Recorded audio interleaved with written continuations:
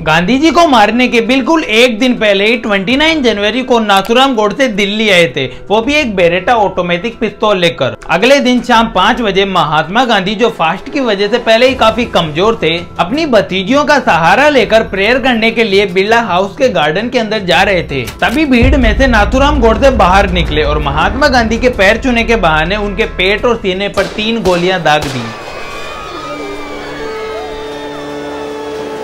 गोली लगने पर गांधी जी ने हे राम कहा और फिर नीचे गिर गए। कंफ्यूजन में भीड़ में से किसी ने भी गांधी जी को डॉक्टर के पास ले जाने की नहीं सोची और आधे घंटे के अंदर अंदर ही गांधी जी की डेथ हो गई। दूसरी तरफ नाथूराम गोडसे ने भी खुद को गोली मारने की कोशिश की, लेकिन भीड़ ने पकड़ लिया। कुछ ही देर के अंदर पुलिस आ गई और नाथूराम गोडसे को अरेस्ट कर लिया। इसके बाद मई में गांधी जी के मर्डर केस के लिए नाथूराम गोडसे को कोर्ट में ले जाया गया और नाथूराम गोडसे ने कहा कि मुझे अपने किए पर कोई पछतावा नहीं है, मैंने अपने देश को बचाया है और अब भले ही मेरा फ्यूचर बर्बाद हो चुका हो, लेकिन ये देश पाकिस्तान के अतिक्रमण से बच गया। तो क्या इसका मतलब नाथूराम गोडसे एक नेशनलिस्ट थे या फिर गांधी जी को मारने की वजह से एक टेररिस्ट थे? क्योंकि नाथूराम गोडसे ने कोर्ट के अंदर 5 घंटे की स्पीच दी थी और बताया था कि उन्होंने गांधी जी को आखिर क्यों मारा। तो आइए वही बात मैं आपको बताता हूँ, जिसके बाद आप खुद डिसाइड कर लेना कि नाथूराम गोडसे एक नेशनलिस्ट थे या फिर एक टेररिस्ट थे।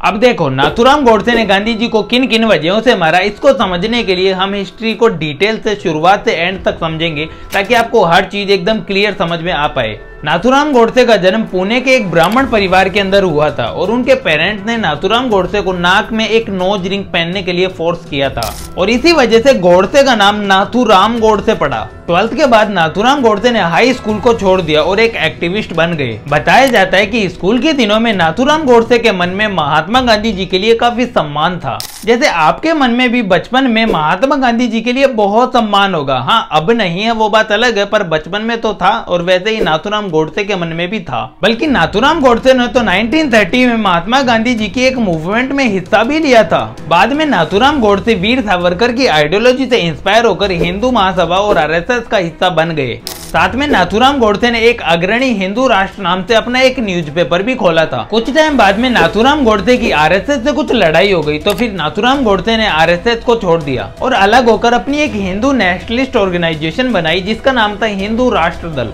अब गोडसे आरएसएस का पार्ट था या नहीं, इसको लेकर अलग अलग थ्योरी है। एक तो मैंने आपको बता दी, अब दूसरी सुनो। अभी 2010 के अंदर कांग्रेस ने अपने पार्टी के 125 ईयर्स कंप्लीट होने पर एक आर्टिकल लिखा, Congress and the making of the Indian nation, जिसमें गांधी जी के मर्डर के संबंध में गोडसे का आरएसएस और हिंदू महासभा के साथ कनेक्शन बताया गया था। बाद में आरएसएस ने इस बात का कड़ा विरोध किया और कहा कि गोडसे ने गांधी जी को मारने से पहले ही 1930 में आरएसएस को छोड़ दिया था। दूसरी तरफ 1993 में नाथूराम गोडसे की एक बुक पब्लिश हुई, व्हाई आई असैसिनेट गांधी, जिसमें नाथूराम गोडसे के भाई गोपाल गोडसे ने बताया कि वो सभी भाई आरएसएस का ही हिस्सा थे। ये तो हो गई नाथूराम गोडसे की थोड़ी बहुत हिस्ट्री। अब वापस आते हैं गांधी जी के मर्डर पर। गांधी जी को मारने की सबसे पहली कोशिश 1934 में की गई थी। गांधी जी 2 गाड़ियों के काफिले के साथ पुणे जा रहे थे और जैसे ही पहली गाड़ी ऑडिटोरियम में पहुंची, किसी ने उस पर बम फेंक दिया, लेकिन महात्मा गांधी दूसरी गाड़ी के अंदर थे, तो इसलिए वो बच गए और बाद में इस अटैक पर कोई कार्रवाई भी नहीं हुई, तो पता नहीं चल पाया कि ये अटैक किसने करवाया था। अभी 1934 वाले अटैक में तो नाथूराम गोडसे भले ही इन्वॉल्व नहीं थे, लेकिन इसी के 10 साल बाद में 1944 में नाथूराम गोडसे और उसके फ्रेंड्स ने महात्मा गांधी को चाकू से मारने का प्लान बनाया। गोडसे ने 15 से 20 लड़कों का एक ग्रुप बनाया और प्रेयर मीटिंग के दौरान महात्मा गांधी पर अटैक कर दिया। गोडसे और उसके ग्रुप को भीड़ ने महात्मा गांधी तक पहुंचने से रोक लिया और नाथूराम गोडसे को अरेस्ट कर लिया गया। लेकिन उस टाइम पर महात्मा गांधी जी की एक पॉलिसी थी कि क्रिमिनल चार्ज के दम पर किसी को सजा नहीं दी जाए और इसी वजह से नाथूराम गोडसे को रिहा कर दिया गया। इस अटैक के बिल्कुल 3 महीने बाद सितंबर 1944 में नाथूराम गोडसे ने मुंबई में महात्मा गांधी जी को मारने के लिए एक और ग्रुप बनाया। गांधी जी पर अटैक करने से पहले नाथूराम गोडसे पकड़े गए, लेकिन गांधी जी की क्रिमिनल पॉलिसी के चलते फिर से नाथूराम गोडसे को छोड़ दिया गया। अब 1944 में नाथूराम गोडसे कोई पहली बार अरेस्ट नहीं हुए, इससे पहले भी ये कई बार अरेस्ट हो चुके हैं। 1938 में ब्रिटिश इंडिया के टाइम पर नाथूराम गोडसे ने हैदराबाद के मुस्लिम राजा उस्मान अली खान के खिलाफ एक मूवमेंट चलाई थी, जिसकी वजह से उन्हें जेल हो गई थी।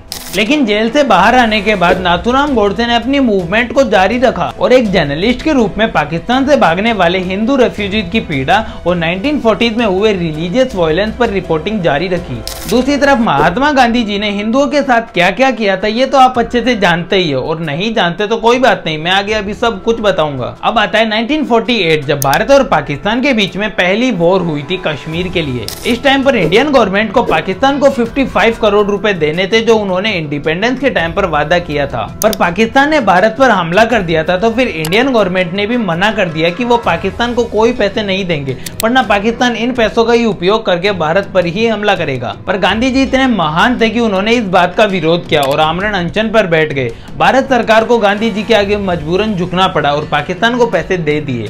वैसे इस 1947 की कश्मीर वॉर पर मैंने एक डिटेल्ड वीडियो बना रखा है जिसको आप इस वीडियो के बाद जाकर देख सकते हो। इसके बाद गोडसे ने कहा कि गांधी जी अपनी पॉलिटिकल पावर का उपयोग करके भारत को नुकसान पहुंचा रहे हैं। इसी वजह से नाथूराम गोडसे ने गांधी जी को मारने की प्लानिंग दोबारा बनाई। फिर 20 जनवरी 1948 को गोडसे और उसके साथियों ने महात्मा गांधी का पीछा किया, पर यह अटैक भी एक साथी दिगंबर वेज की वजह से फेल हो गया। लेकिन इस बार कोई अरेस्ट नहीं हुआ, सभी साथी लोग भाग गए थे। लेकिन उसके 10 दिन बाद 30 जनवरी को खुद नाथूराम गोडसे ने गन से शूट करके महात्मा गांधी जी को मार ही दिया। मरने के बाद गांधी जी की बॉडी को बिरला हाउस के अंदर ले जाया गया और जवाहरलाल नेहरू ने रेडियो पर अनाउंस किया कि father of the nation is no more. Bapu as we called him, the father of the nation is no more. अगले दिन गांधी जी के अंतिम संस्कार में 1 मिलियन से भी ज्यादा लोगों ने जुलूस निकाला। चलो अब बात करते हैं कि नाथूराम गोडसे ने गांधी जी को मारने की क्या क्या वजह बताई। गांधी जी के मरने के बाद उनके बेटे देवदास गांधी अपने पिता के हत्यारे को देखने के लिए पुलिस स्टेशन गए। अब जो बातें बताऊंगा वो नाथूराम गोडसे के भाई गोपाल गोडसे ने अपनी एक बुक के अंदर बताई हैं, जिसमें लिखा है कि देवदास गांधी शायद पुलिस स्टेशन के अंदर किसी भयानक दिखने वाले खून के प्यासे राक्षस को देखने के लिए आया था। लेकिन नाथूराम गोडसे के सौम्य व्यवहार, धीमी आवाज और आत्मसंयम को देखकर देवदास काफी शौक था। गोडसे ने देवदास को कहा कि मैंने ही आपके पिता को मारा है और मैं आपके परिवार के लिए काफी दुखी हूँ, पर मेरा यकीन मानिए मैंने गांधी जी को किसी पर्सनल दुश्मनी की वजह से बिल्कुल नहीं मारा। मारने की वजह पूरे तरीके से पॉलिटिकल और केवल पॉलिटिकल वजह ही थी। उसके बाद नाथूराम गोडसे कोर्ट गए और कोर्ट में 5 घंटे का बयान दिया और सब कुछ बताया कि उन्होंने गांधी जी को आखिर क्यों मारा था। हालांकि उस टाइम पर गवर्नमेंट ने नाथूराम गोडसे के बयान को पूरे तरीके से बैन कर दिया था, लेकिन बाद में कोर्ट ने ये सारा बैन हटा दिया और वही वजह अब मैं आपको बताऊंगा, तो बिल्कुल ध्यान से सुनिएगा। गोडसे ने कहा कि वो गांधी को नहीं मारता यदि गांधी और भारत सरकार ने ईस्ट और वेस्ट पाकिस्तान में हिंदुओं और सिखों की हत्याओं पर कुछ कार्रवाई की होती। लेकिन गांधी जी ने पाकिस्तान में हिंदुओं पर हो रहे अत्याचार का कोई भी विरोध नहीं किया। अपने बयान में आगे कहा कि गांधी जी को मारने के बाद मैं बर्बाद हो जाऊंगा, सभी लोग मुझसे नफरत करेंगे, पर गांधी जी नहीं होंगे तो इंडियन पॉलिटिक्स अच्छी होगी, जवाबी कार्रवाई करने में सक्षम होगी, शक्तिशाली होगी। गोडसे ने अगले बयान में कहा कि गांधी जी की वजह से पाकिस्तान को 55 करोड़ रुपए दिए गए और उसी वजह से कश्मीर पर हमला हुआ। इसके बाद नाथूराम गोडसे ने यह भी कहा कि वो गांधी जी के ऊंचे चरित्र, उनका निरंतर काम और उनकी तपस्या के लिए वो उनका सम्मान करते हैं, पर गांधी जी को भारतीय राजनीति से हटाना होगा, तभी भारत अपने हित के अंदर फैसले ले पाएगा। गोडसे ने इसके बाद कहा कि वो गांधी जी के अहिंसा की शिक्षाओं का विरोध नहीं करते, पर गांधी जी के रिलीजियस टॉलरेंस और अहिंसा की वजह से भारत ने मुसलमानों को पाकिस्तान दे दिया। लाखों लोगों के घर चिन गए, भारी हिंसा हुई और परिवार के परिवार टूट गए। इसके बाद गोडसे ने कहा कि अगर गांधी जी को रोका नहीं गया तो गांधी जी हिंदुओं के लिए विनाश और नरसंहार और भी ज्यादा लाएंगे। और ये बात सही भी है, गांधी जी के रहते रहते हिंदुओं पर बहुत अत्याचार हुए हैं, पर गांधी जी कभी हिंदुओं के लिए आमरण अनशन पर बिल्कुल नहीं बैठे। गोडसे का मानना था कि हिंसक हमलों को रोकने का एक ही रास्ता है, हिंसक आत्मरक्षा। गोडसे ने यह भी कहा कि मैं गांधी जी से नफरत नहीं करता हूं, बल्कि गांधी जी का सम्मान करता हूं। मैं जब उनसे मिला तो उनके आगे सर भी झुकाया था, पर फिर मैंने अपने नैतिक कर्तव्य को निभाया और गांधी जी को मार दिया।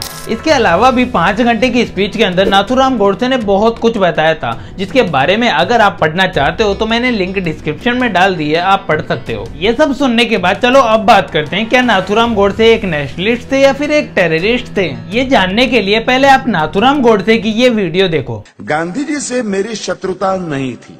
मैं ये बताना चाहता हूं कि मेरे मन में देश प्रेम के अतिरिक्त कुछ न था। मुझे इस कारण हाथ उठाना पड़ा कि पाकिस्तान बनने पर जो भयंकर घटनाएं हुई उनके उत्तरदायी केवल गांधी जी थे। इसके बाद अब महात्मा गांधी जी ने क्या किया था ये जानने के लिए आप ये वीडियो देखना, जिसके बाद आपको खुद समझ में आ जाएगा कि नाथूराम गोडसे ने गांधी जी को मार के सही किया था या फिर गलत किया था। अब अगर आपको आज की वीडियो पसंद आई है तो चैनल को सब्सक्राइब करके हमारे साथ जरूर जुड़िएगा। आपसे फिर मुलाकात होगी नेक्स्ट वीडियो में।